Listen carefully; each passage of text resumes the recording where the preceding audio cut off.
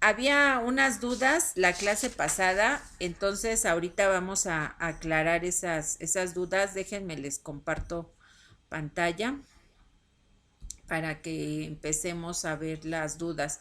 Había dudas sobre qué era artritis o por qué se daba la artritis, dónde estaba la bursa o qué era la bursa y cómo era el dolor en las articulaciones. Bueno, aquí dice dolor en las articulaciones. ¿Por qué es que se da ese dolor en las articulaciones? Principalmente se da por lo que es la artritis, que comprende más de 100 enfermedades y afecciones reumáticas, siendo la artrosis la más común. Otras formas frecuentes de artritis son la artrosis, la artritis reumatoide, el lupus, la fibromialgia y la gota. Cualquiera de estas nos va a manejar un grado de inflamación, hinchazón y por eso es que va a empezar a doler las articulaciones. En la imagen pueden ver cómo está el cuerpo humano y está mencionando las principales articulaciones: hombro, codo, cadera, rodilla y tobillo. Uh-huh. La artritis es la hinchazón y la sensibilidad de una o más de las articulaciones. Los principales síntomas de la artritis son dolor y rigidez de las articulaciones, que suelen empeorar con la edad. El dolor en las articulaciones puede estar relacionado con trastornos que comprometen no solo los huesos, sino también los músculos y los tejidos. Soluciones naturales para la rigidez en las articulaciones. Número 1, el ejercicio físico de bajo impacto es muy beneficioso para paliar el dolor articular. Es importante adaptarlo a las posibilidades de cada uno.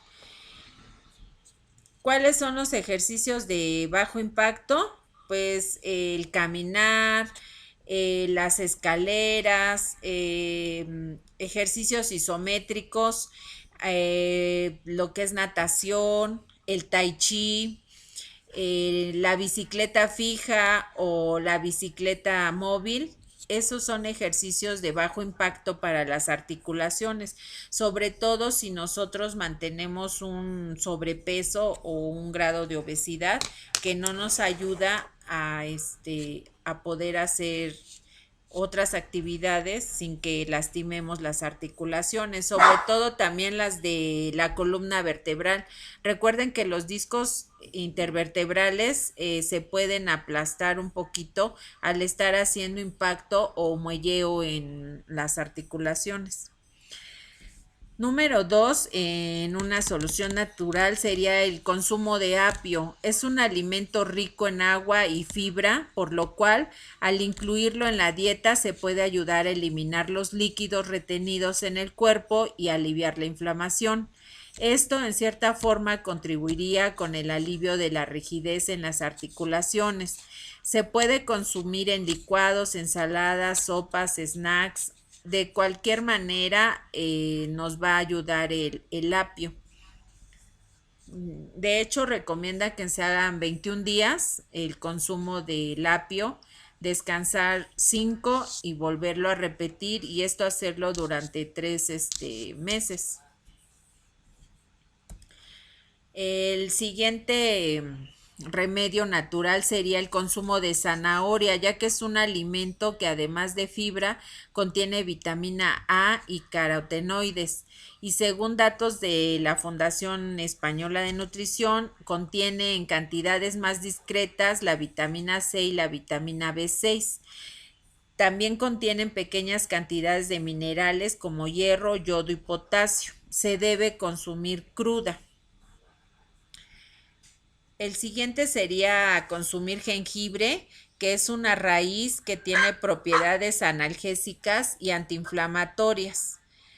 Por ello se recomienda incluirlo con regularidad y al mismo tiempo con moderación en la dieta para aliviar las molestias en las articulaciones, entre otras cuestiones, porque el consumo recurrente del jengibre, recuerden que puede ser irritar el estómago. Entonces sí hay que tenerlo que tomar en cuenta y se debe de tomar en té o en infusión. La siguiente sería las compresas de hoja de laurel. Puede ser la hoja natural o el aceite esencial de hojas de laurel. Sus principales componentes de laurel es cineol y el eugenol. Además contiene diversos ácidos orgánicos, minerales, como el hierro y el calcio principalmente, y las vitaminas que contienen riboflavina, niacina y vitamina A. Popularmente se dice que la aplicación de compresas o un cataplasma de hojas de laurel puede disminuir la inflamación desde la parte externa para causar alivio y ayudar en el movimiento de las articulaciones. De hecho, se han hecho algunos experimentos en los que se empleaba esta planta como antiinflamatorio. Si todo va bien en cuestión a sus prácticas presenciales, que las vayan haciendo, vamos a tener la oportunidad de ver lo que es un barro enzimático. Ese lo ocupamos mucho para desinflamar y es una buena opción ahorita que comentan que el laurel se puede ocupar como cataplasmas o en compresas, pues también podemos hacer ese barro enzimático y van a ver la mejoría en los pacientes. Siguiente sería el cúrcuma. La cúrcuma es una especia a la que también se le atribuyen propiedades antiinflamatorias, dado que contiene curcumina en su composición. Por ello se ha utilizado para la elaboración de diversos remedios orientados al alivio del dolor y la rigidez de las molestias. Se dice que la mejor forma de aprovechar sus beneficios es consumiendo la cúrcuma con regularidad dentro de una dieta equilibrada. Aquí también es un poquito, ¿cómo se llama? Fuerte el consumo de la cúrcuma. Se debe de consumir por 21 días, descansar 5, volverlo a hacer 21 días, descansar 5 y repetir la dosis. O sea, es decir, 3 veces 21 días para que se pueda consumir. La otra cosa para consumir la cúrcuma y que podamos asimilarla mejor es ponerle una pizca de pimienta molida, pero así bien poquitito, la mitad de una cucharita de helado, una puntita, para que la pimienta nos ayude. En este caso, la pimienta funge como un vehículo para que la cúrcuma se pueda asimilar mejor en el organismo y la pueden consumir en té. Yo así me la hacía: media tacita de agua caliente, le ponía la cucharada de cúrcuma y la pizca de pimienta. Se mezcla y se consume y perfecto. Se siente uno muy bien con la cúrcuma. Y la siguiente, dime, Ivonne. La cúrcuma para consumir se hace en té, en infusión, y qué cantidad es la que se debe de consumir para, por ejemplo, para una taza. Bueno, Para es que la cúrcuma es prima hermana del jengibre. Casi se ven igualitas, nada más que el jengibre es blanco y la cúrcuma es un poco naranja, como zanahoria. Yo la conseguía en polvo y le ponía una cucharada de cúrcuma y una pizca de pimienta molida.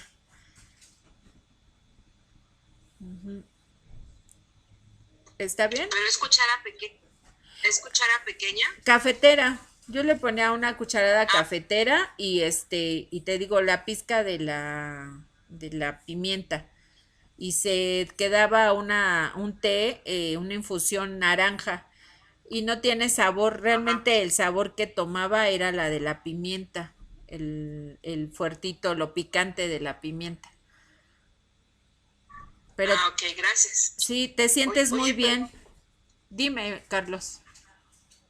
el árnica también es buena, ¿no? Para las inflamaciones, el árnica. Sí, desinflama.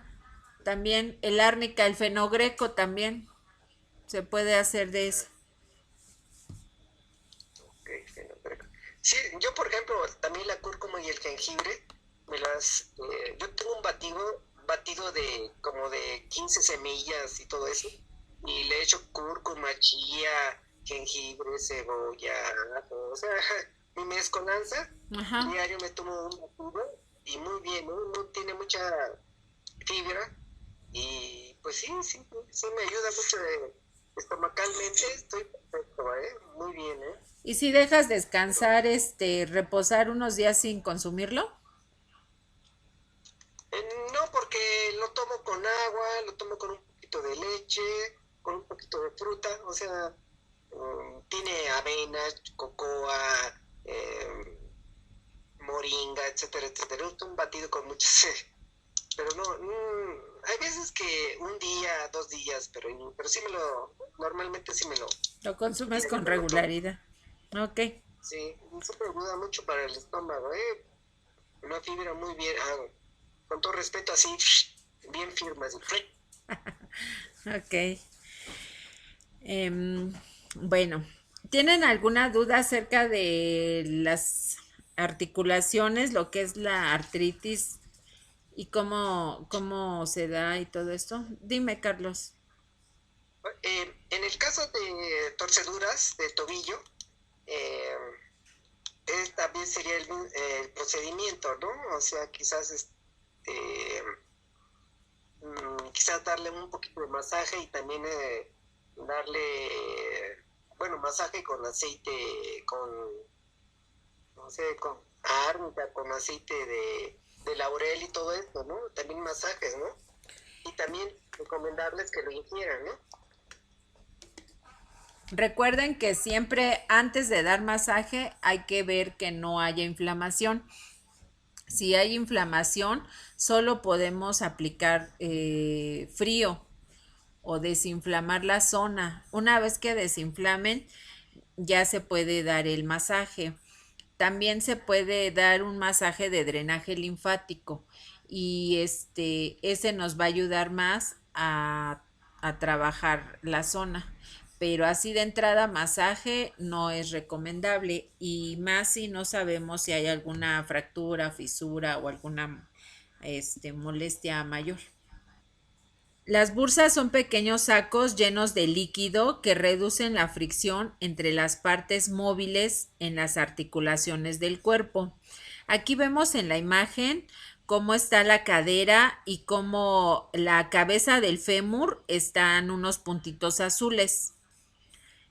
Esa es una ampliación de la zona de la cadera. También está señalando el hombro y se ve cómo está esa zona azul a la altura del hombro. Esa sería la bursa, la bolsa. En la rodilla también amplifican ahí la rodilla y se ven las diferentes bursas que están ahí conteniendo a los tendones o a la articulación. Y lo mismo sucede con la imagen del hombro, que la hacen más grande y se ve cómo está la bursa en tono azul. ¿Por qué? Porque estas bursas van a proteger y amortiguar los huesos y otras partes del cuerpo, como son los músculos, los tendones o la piel, y nos va a ayudar. Es lo primero que cuando hay algún traumatismo, golpe o torcedura, es lo primero que recibe el impacto. Por eso es que se inflama. Muchas veces se derrama ese líquido o ese contenido que tiene la bursa y hace que se derrame y se inflame más de lo normal. Y hay que cuidar que el cuerpo vuelva a absorber lo de la bursa y de esa manera se va a ir bajando la inflamación. Dice aquí, la inflamación de la bursa se llama bursitis y se produce cuando se usa demasiado una articulación o por una lesión. Casi siempre son lesiones, golpes o torceduras o mal manejo de la articulación lo que hace la bursitis o un uso prolongado de esa articulación como lo hacen los beisbolistas o los jugadores de fútbol o en el caso del codo pues también alguna profesión que tenga que usar siempre el codo, pues igual se inflama. ¿Hasta aquí tienen alguna duda de lo que es las zonas de inflamación de las articulaciones y la bursa? De todos modos, al final les voy a compartir dos artículos que encontré para que les quede más claro la parte de la artritis, cómo funciona el uso de calor y de frío, porque también en eso tenían duda, si usaban calor o usaban frío, y ahí explica el neurólogo qué es lo más recomendable, que casi siempre él recomendaba frío porque estamos hablando de inflamación y en una inflamación siempre el frío es lo que restablece la articulación. Perdón, perdón, la bursitis no tiene nada que ver con el desgaste del cartílago, ¿no? O sea, entre el que va entre hueso y hueso, ¿no? No tiene nada que ver con eso. Es otra cosa. Ese desgaste igual se hace por sobrepeso, se va aplastando el acoginamiento o por el uso prolongado de esa articulación. Y se va. Entonces casi no hay remedio, ¿no? No, más que la cirugía, pero muchas veces, aún con la cirugía, como continúan con el patrón o la profesión o las mismas actividades, vuelve nuevamente a hacerse ese aplastamiento. Ok, gracias. Y bueno, aquí está lo de historia clínica, que es lo que les comentaba, tenemos que compaginar. Vienen los contenidos que hicimos nosotros para la historia clínica de masaje relajante. En el caso de Esperanza, ella también ya maneja una historia clínica de podología, donde hacíamos todo el estudio de la mecánica del cuerpo. Entonces, en ese caso, Espe, tienes que checar qué partes de aquí de la historia clínica se adaptan al estudio que tienes ya de historia clínica y volver a hacer un bosquejo de propuesta para la historia clínica y ese lo veríamos poco a poquito en las siguientes clases.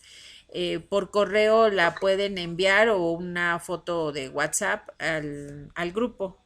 Bueno, entonces la clase pasada nos quedamos en lo que eran las maniobras de masaje. Esto también ya es como un repaso porque lo vimos nosotros en masaje relajante, vimos lo que era el ritmo. ¿Qué era el ritmo, Carlos? El ritmo era quizás la secuencia de estar haciendo el movimiento. Ajá. Ni muy rápido ni muy lento, sino un poquito preciso, ¿no? Ese sería, ¿no? El ritmo, ¿no? Exacto. Y el número de veces que lo tenías que hacer aproximadamente, ¿no? Para pasar al otro movimiento, ¿no? Exacto. ¿Qué era la intensidad, Ivonne? Es saber qué tan profundo vas a hacer el masaje. Es más bien, como no es tan profundo, bueno, en el caso que lo vimos relajante, Ajá. no se maneja tan, pero sí se logra, vamos a relajar y a lograr una pequeña descontractura. Si es profunda, pues ya es otra maniobra. Pero la intensidad más bien es qué tan fuerte se va a dar el masaje. Exacto. O qué tan profundo. Como bien dices, en el masaje relajante lo hacíamos superficial, no llegábamos a músculos más profundos, aunque sintiéramos la contractura, ocupábamos más el amasado, ¿no? Que la presión. Y en sí vamos a tratar de llegar a las capas más profundas de la piel y de esa manera vamos a tratar de descontracturar. Entonces aquí sí vamos a tener que aprovechar nuestra fuerza sin lastimar al paciente. Recuerden que siempre vamos a ver la edad, la complexión del paciente y cómo está la contractura. Ajá. Aquí vamos a manejar más el origen y la inserción de los músculos. Y de esa manera vamos a buscar la zona adecuada para hacer la fuerza, aplicar la presión.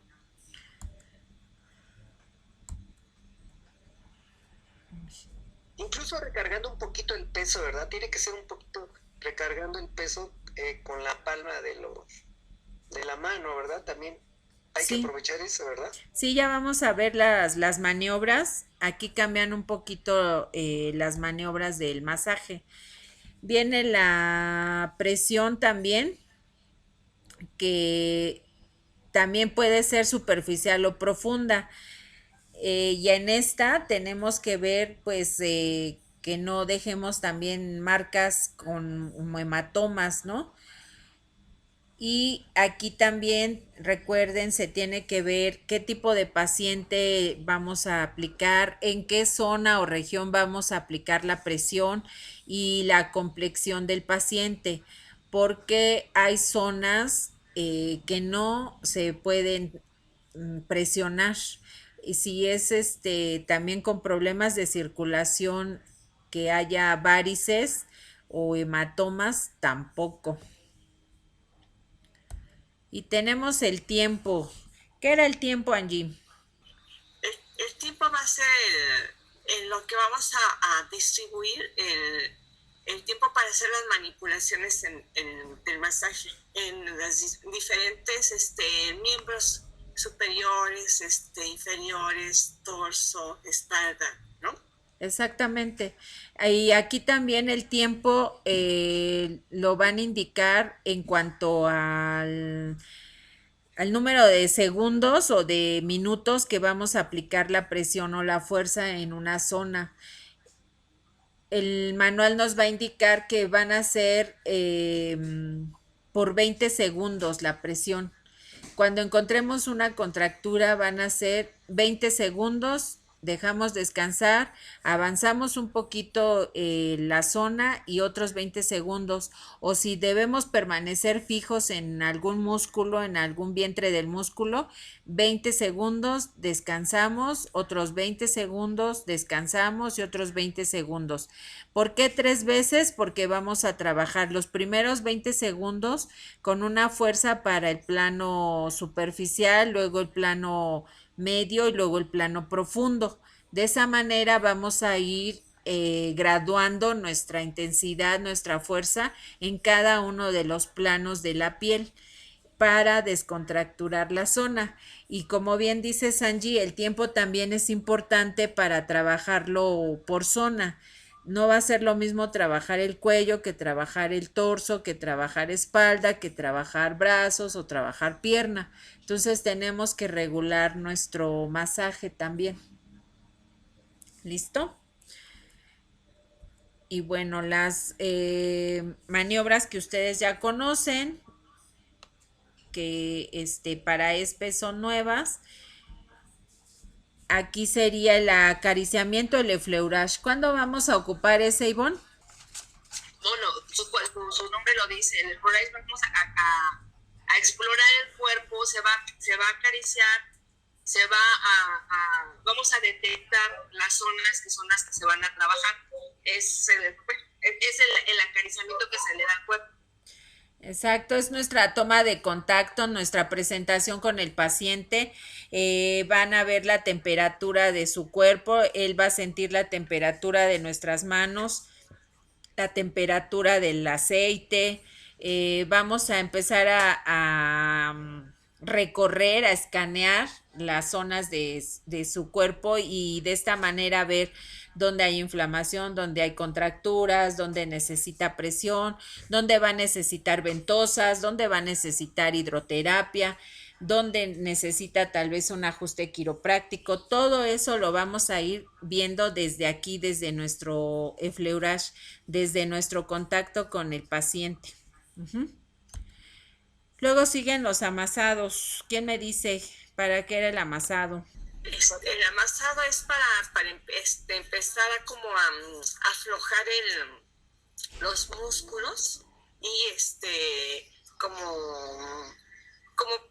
para aflojar, más que nada aflojar el músculo y empezar ya a trabajar sobre el músculo. Exactamente. Aquí, cuando hay una contractura muscular o una tensión muscular, vamos a ver que la fascia, la telita que recubre el músculo, va a estar pegada, hace que se estrangule el músculo y que haya un músculo espástico, un músculo duro, un músculo tenso. Entonces, con el amasado vamos a nosotros empezar a calentar el músculo, a empezarlo a trabajar, empezar a hacer esa destreza con cada una de las zonas para que nosotros podamos calentar estrujando la piel. Dime, Ivonne. Oye, yo aquí tengo una duda que me surgió en una situación. Sí.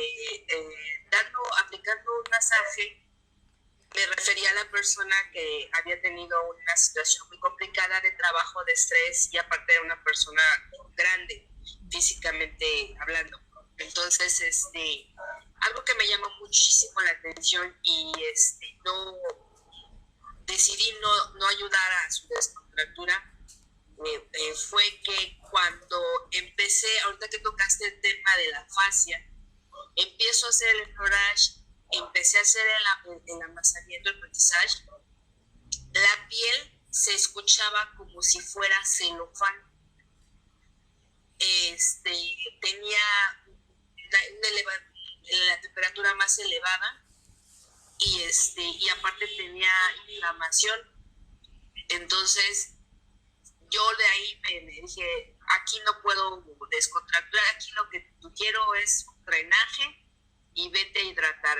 Ese punto sí me gustaría que más bien lo tocaras un poquito mejor en cuanto a la fascia, porque me comentan que al estar a la fascia tan estrangulada es la que detona la contractura. ¿Es real?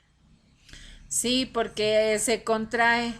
Además, cuando hay una contractura, el músculo se acorta, ya no está elástico, ya no está flexible, ya no hace los movimientos propios de flexión, extensión, abducción. Entonces, al tener esa limitación de movimiento, estamos hablando de un músculo espástico, un músculo muy duro. Y la fascia igual. Entonces, lo que tenemos que hacer es rehabilitar esa zona y el amasado nos ayuda. Recuerda que las contraindicaciones eran que no hubiera fractura, que no hubiera heridas, que no hubiera, si es una zona de ósea, que no hicieras presión y que no tuvieran osteoporosis. Yo siempre que veo esa parte les pregunto, ¿tienes osteoporosis? Entonces ya sé que puedo hacer presiones en hueso. Obviamente si es alguien de tercera edad, pues mido mi fuerza, pero me deslindo porque no tiene osteoporosis, entonces ya pierdo ese miedo. Tienes hernias discales, porque si hacemos una manipulación aún en un amasado, podemos romper esa hernia o lastimar más esa vértebra. Si me dice que no, perfecto. Entonces, ya teniendo eso, nuestro compromiso en este masaje terapéutico es eso. Y cuando se oye así como celofán, te está pidiendo esa fascia que la desprendas, que la trabajes, que la relajes. Obviamente no tienes ahorita las bases para aplicar una hidroterapia, pero ahí lo ideal hubiera sido ponerle la hidroterapia y Por ejemplo, si dices que había inflamación, entonces era ponerle frío. Si había no había inflamación y estaba contracturado, lo ideal sería ponerle calor. Dejarlo ahí trabajando la hidroterapia para que después te vas tú a otra zona y ya regresas con ese músculo más relajado y ya no ibas a sentir ese chasquido o ese sonido de celofán. Pero ya lo vas a ir viendo poco a poquito, van a ver, por eso es que los casos deben de ser así en vivo y en directo, Gracias. para que lo puedas distinguir y cuando te toque ese paciente de esa manera digas, ah, ya, lo trabajé así, le hice esto, le hice el otro, pero es la práctica. Gracias. Ok, vamos entonces con el siguiente, que sería la fricción. En esta es un poquito casi igual que el fleurage, pero con un poquito más de fuerza y van a tratar de que las manipulaciones sean un poquito más fijas, que no sean, que se desplacen o se deslicen. De hecho, a diferencia del masaje relajante, este masaje terapéutico ocupa menos aceite. Tiene que ser mínima la cantidad de aceite para que deslice, pero que nos permita a nosotros sentir dónde están las contracturas y cuando hagamos este tipo de fricción o presión no se vaya rápidamente o se patine nuestra mano. Necesitamos un poquito de resistencia, exacto, resistencia. O sea, que la misma piel, el mismo paciente nos ayude a hacer esa fricción, esa presión. Uh-huh. Resistencia, esa es la palabra, Carlos, gracias. Luego serían entonces las presiones. ¿Qué te imaginas, Espe, que sean las presiones en el masaje? Yo lo que me puedo imaginar es que ese tipo de presiones se hacen para que como que el músculo se expanda. O sea, al aplicarle presión, lo estamos ahora sí que lo estamos apachurrando y al soltar la presión, el músculo yo siento que se expande. Exacto, vamos a hacer como un bombeo de todo el sistema circulatorio y vamos a hacer diferentes tipos de presiones, ya sea en vibración, en digitopresión, ya sea una presión suave, media, profunda, ya sea con el dorso de la mano, ya sea con el codo, ya sea con puño, ya sea con pulgares, con los pulpejos de los dedos, dependiendo de cómo queramos hacer la presión, de qué zona anatómica estemos hablando, es como vamos a hacer ese bombeo y ese, como dices bien, hacerlo un poquito más elástico. Aquí sí se pueden hacer uso de algunos otros implementos de masaje, como el que tenía Carlos, uno de plástico, y que se pueden ocupar para hacer este tipo de presiones y no lastimar nosotros los pulgares, porque casi siempre ocupamos pulgares para hacer presión. Aquí vamos a tratar de hacer más cuando noten una zona como el glúteo, como pantorrillas, el dorso de la pierna. ¿Qué otra zona? La misma espalda, a la altura de romboides o la espalda alta, en las escápulas, ahí podemos aplicar bien la presión del codo. Dime, Carlos. Podríamos apoyar usando ya ves que es como pistolas que tienen una bolita y creo que hacen un muelleo así. Hacen como una percusión. Exacto. Yo les he visto que las utilizan mucho en ajustes quiroprácticos, pero ocupan estas pistolitas. no son muy de dar esa percusión porque puedes lastimar, porque no sabes hasta dónde va a impactar esa percusión. Y yo lo que tengo entendido es que lejos de ayudar esa percusión, lastiman.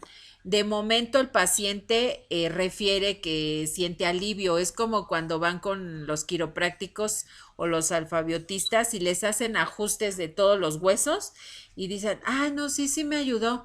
Pero ustedes ya saben que lo que sostiene a los huesos son los músculos, son los tendones, son esas ligas, esas fibras. Si uno hace una manipulación o un ajuste quiropráctico en el que hacemos mayor movimiento del que puede en ese momento tener el paciente, podemos hacer el rompimiento de esas fibras. Entonces ahí podemos lastimar. De momento con el músculo caliente y las manipulaciones, el paciente dice, ah, no, sí me siento mejor, pero en la noche o al otro día ya va a manifestar inflamación, dolor. De hecho, la mayoría de mis pacientes, pues se los agradezco a los alfabiotistas y a los quiroprácticos porque me mandan pacientes. ¿Por qué? Porque no respetan esa simple lógica. Están ajustando el hueso, pero el músculo está contraído, entonces llevan a una máxima rotación o flexión o aducción una zona que no puede la liga dar de más. Entonces lastiman, inflaman y de esa manera pues les van a llegar más pacientes. Vamos a retomar la pregunta porque no quedó grabada. Hablaba sobre dónde notamos las contracturas. Al principio ustedes van a hacerlo con el tacto. Van a ir haciendo el recorrido de los músculos y van a decir, ah, bueno, en esta zona es liso, no tiene por qué haber esta protuberancia o por qué haber esta tensión en el músculo. Entonces, de momento, esa va a ser su mejor herramienta, el tacto. Un maestro nos decía, ustedes deben de ser capaz de tener una servilleta, poner un cabello, doblar la servilleta y tocar dónde está el cabello. Y al momento de sensibilizar su tacto, ahí van a ver en dónde está el cabello. Yo lo hice varias veces, al principio nunca encontraba el cabello, yo decía, no, pues, ¿cómo carajos, no? Pero de verdad se sensibiliza tanto el tacto al momento de estar haciendo masaje, masaje, masaje, que ya después, aún con ropa, ustedes sienten la contractura. No es necesario estar piel con piel. Y ustedes los tocan y sienten contracturas. A mí me tocaba ir a dar en las ferias de salud de la CFE y los de la CFE traen playera de algodón abajo, luego otra camiseta y luego traen sus chaquetas esas de mezclilla azul. Pues con esas mezclillas yo les decía, aquí tienes contractura, aquí tienes contractura, aquí tienes contractura. Entonces ya lo que les decía, si quieren masaje, necesitamos que te quites la chaqueta esta de mezclilla porque era muy doloroso o dura para estar dando manipulación con las manos. Pero de verdad que poco a poco se va sensibilizando su mano y hace que encuentren las contracturas. Si esto no se da, después por anatomía, porque también me han tocado pacientes que no se sienten, o sea, es una pared, no le sienten las contracturas. Entonces, por anatomía, ya ustedes dicen, este es el vientre del trapecio, este es el vientre del romboides, este es el vientre de la pantorrilla. Aquí, en esta zona siempre va a haber contracturas. El glúteo, esta es la zona de contractura. Y ya por anatomía, ustedes empiezan a trabajar al paciente. Y como yo les digo, de regla general, de 3 a 5 sesiones nosotros necesitamos para tener ya un mejor manejo de los músculos de ese paciente y ustedes inmediatamente van a notar cómo se va relajando el músculo de ese paciente. Nos quedamos en las presiones. Después sigue la percusión o taponment. Este va a ser un amasado, pero con un movimiento más profundo en el que vamos a hacer golpeteos. Recuerden que las percusiones podían ser con la parte hipotenar, con el puño cerrado, con la palma, con la mano ahuecada. También se puede hacer con los dedos, como tocando el piano, o también se puede hacer con el puño cubital. Y vamos a tratar de dar un poquito de alivio a esa zona que estuvimos haciendo presión constante. Y la percusión no se debe dar nunca sobre músculos dolorosos, contracturados, que no podamos ayudar con la presión y sigan contracturados y manejen dolor, ni sobre paquetes neurovasculares. Y más adelantito vamos a ver en el manual cómo hay zonas prohibidas para percutir, como son el vaso, el hígado, el riñón y el estómago. Los deslizamientos van a ser igual que el effleurage, maniobras superficiales medias en dirección centrípeda, es decir, del centro del corazón hacia afuera. Y el objetivo es ayudar a favorecer el retorno venoso, el estar ayudando a la linfa para ayudar a todo lo que es el drenaje, y la dirección tiene que ser también en sentido de las fibras musculares. Están las sacudidas, hicimos algunas sacudidas en masaje relajante, sobre todo de los brazos, ¿no? Esto se puede hacer también en brazos, en piernas, en el cinturón escapular, y tomando el miembro de la parte distal, ya sea la mano o el pie, y haciendo movimientos de esas extremidades para dar un efecto relajante a los músculos. Está el pellizcamiento. La aplicación de esta técnica se realiza con los dedos, el primero en oposición al segundo o bien el pulgar contra el resto de los dedos. Es como un ligero amasado lo que vamos a hacer y se utiliza preferente sobre la eminencia tenar, hipotenar y sobre la pared abdominal. Otra modalidad es el pellizcamiento en cicatrices a fin de flexibilizarlas y despegarlas.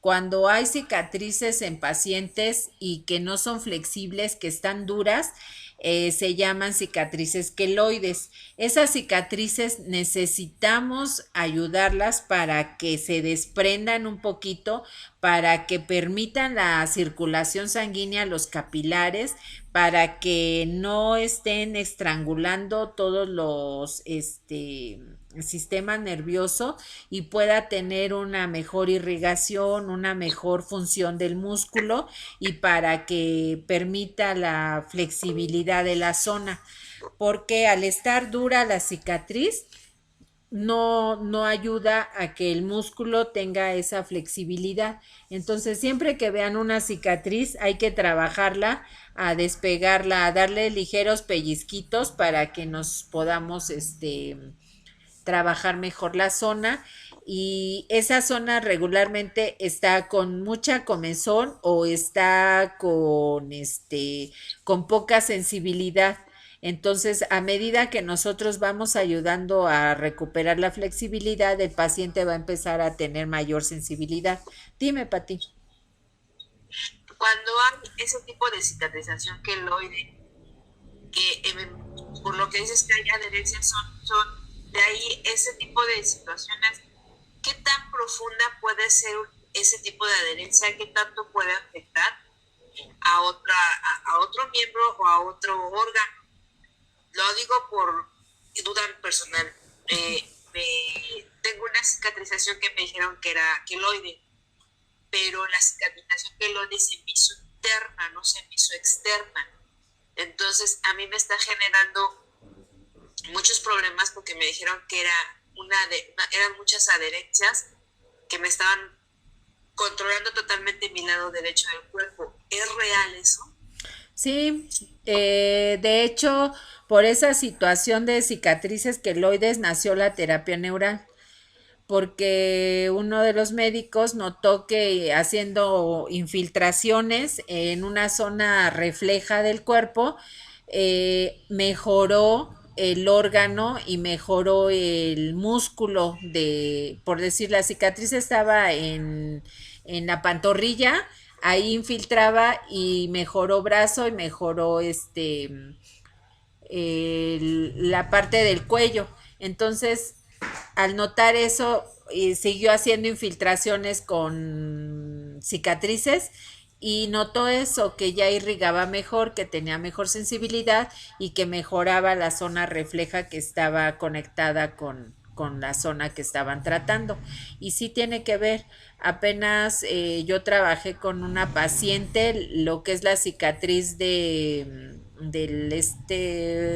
la cesárea, y ella refería dolor aún después de 6 años. Entonces refería dolor, refería comezón y refería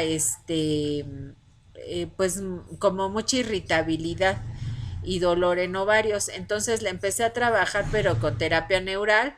La cicatriz ya está más flexible, ya desapareció el tono café que tenía, y ella ya se le quitó comezón, dolor de las otras zonas y todo. Entonces, después de 6 años se pudo arreglar esa situación de su cicatriz queloide, pero estamos hablando de un tratamiento casi de 6 meses. Pero sí se puede. Y después de 20 años. Pues tendríamos que hacer la prueba, Pati. Ahora que vengas, te hacemos eso, te tomamos foto, todos sentimos la cicatriz y te la seguimos poniendo y vemos. Es que me hicieron, o sea, ya estaba empezando la terapia y iba a consultarte porque me dijeron que todos los problemas que traigo por la zona en la que se me refleja en las cervicales, en las lumbares, en el brazo, porque como me quedé con sonda mucho tiempo, entonces se afectaron muchos órganos.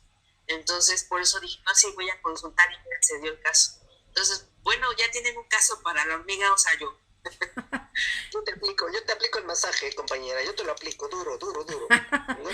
Ok. Te quito las adherencias. Te quito las... Una terapia. Muy bien, pues ya está, paciente y terapeuta, listos. Bueno, continuamos entonces aquí con las maniobras. Están los rodamientos. Estos rodamientos se realizan con ambas manos, con dedos en extensión y unidos, una en sentido contrario a la otra, a modo de fricción-compresión. Se realiza sobre masas musculares, sobre las articulaciones, que es rodilla, codo. Relaja, calienta y tonifica los músculos y las articulaciones, provocando una vasodilatación en la zona. Este rodamiento es un poquito como el amasado, nada más que recuerden que el amasado es así como pinzas. La mano abierta, son deslizamientos. Ay, ¿para dónde me hago? Para acá. Son deslizamientos. Ya lo vamos a ver. Lo importante es que ustedes, ¿cómo se llama? Identifiquen el término con el movimiento. Si yo les digo, aquí vamos a hacer rodamientos, ya sepan que son pellizcamientos pequeños con manos abiertas o con pulgares, y que lo pueden aplicar en esas zonas, principalmente en rodilla y en codo o en articulaciones. Y bueno, como siempre, la bibliografía, que sería la historia del masaje, porque esta parte del manual viene mucha historia. Si se fijan, está un poquito más amplia esta historia del masaje que la que vimos en masaje relajante y ya está más enfocada ya hasta que llega a reconocerse el masaje terapéutico, los beneficios de un masaje terapéutico. Y como siempre, la anatomía cromodinámica, ese les va a salvar la vida. Y el que les recomendaba también, el de masaje guía ilustrada, cualquiera de esos dos, anatomía cromodinámica o masaje guía ilustrada, les va a ayudar, aunque hay varios más. Bueno, les voy a enviar por correo o por WhatsApp un archivo y ese archivo va a tener diferentes palabras que ustedes van a investigar, van a empezar a hacer su vocabulario, ajá, para que de esa manera vayan entendiendo un poquito las, conceptos o las palabras que vienen en el manual. Se las voy a decir así por lectura rápida. Tenemos que ver lo que es artrosis, artritis reumatoide, lupus, fibromialgia, gota, fracturas, atrofia muscular, contracturas, adherencia de tendones, rigidez articular, esguince, torcedura, zona refleja, tejido conjuntivo, hidroterapia, quiromasaje. ¿Qué significa espástico, fascia, agonista, antagonista, efecto mecánico, efecto reflejo, zonas reflejas, tejido conjuntivo, tejido blando, sistema nervioso, sistema musculoesquelético, sistema sanguíneo, efectos sistémicos, planos musculares, origen e inserción del músculo? Y después vienen esos dos links que son los temas que les digo que tengan oportunidad de leer para que puedan ustedes entender un poquito más cómo se maneja el calor y el frío en las zonas con tensión. Y también viene ahí una parte de lo que es el consentimiento informado en las historias clínicas. Cómo es que se debe de hacer, qué debe de contener, cuándo es importante darle un consentimiento informado a un paciente, cuándo no, y puede ser verbal o puede ser escrito. Lo importante es rescatar el autógrafo del paciente para que tengan ustedes ese respaldo.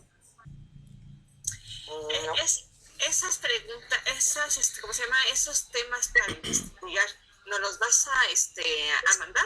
Sí, se los mando por PDF, ahorita se los mando. No quieran hacer una Biblia de cada uno de los puntos. No se trata de que hagan una investigación profunda. Nada más busquen una definición, qué es una contractura, qué es un esguince, así como de primaria. La idea es que tengan el concepto claro, que si hablamos de espástico, ustedes ya sepan que si hablamos de inserción, ya sé que es una inserción. Así lo básico, lo más básico, y si hay alguna duda, pues ya lo vemos aquí en clase. ¿Listo? Sí, está bien. Vamos a ver para la siguiente clase.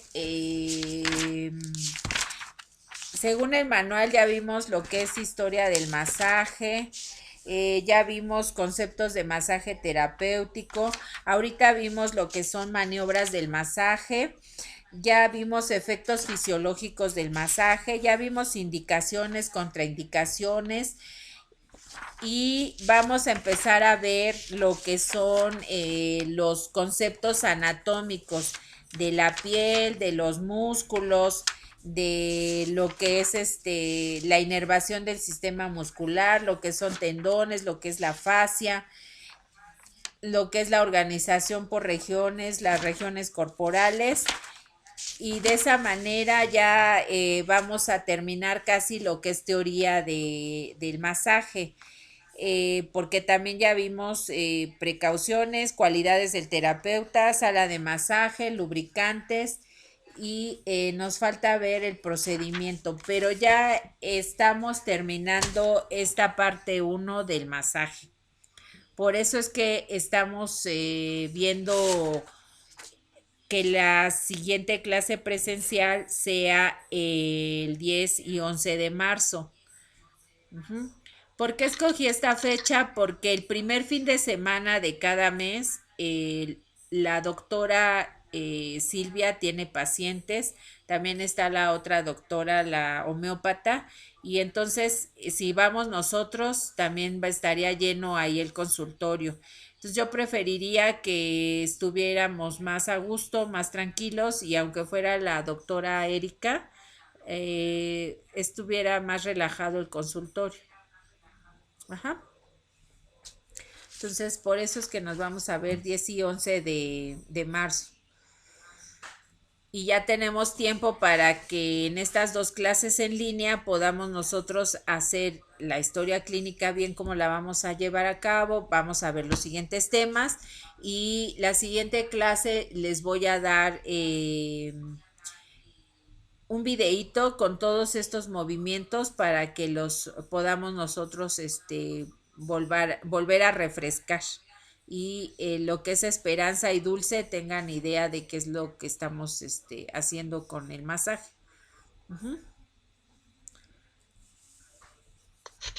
Bueno, ¿qué hora es? 9:23. Nos da tiempito para que recuerden un poquito lo que es la...